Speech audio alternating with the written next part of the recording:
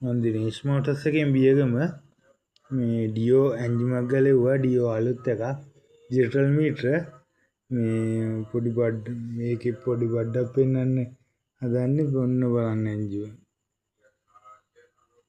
වාහන ඇන්ජිමක් හා සමානව දුවලා තියෙන්නේ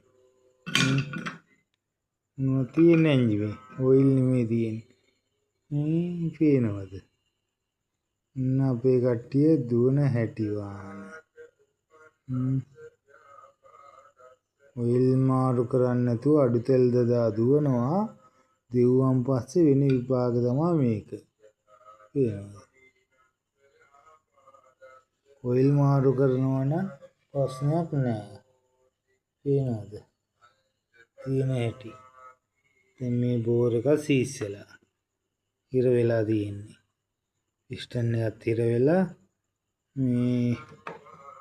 දැන් මේ ටික ගලවලා ඉවරයි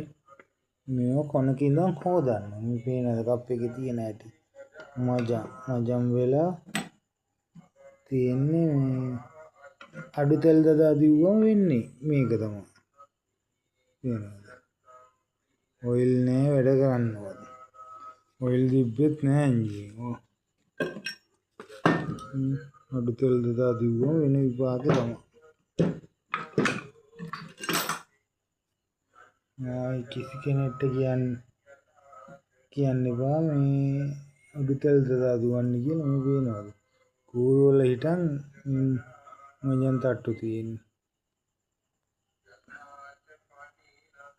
හරි ආයේ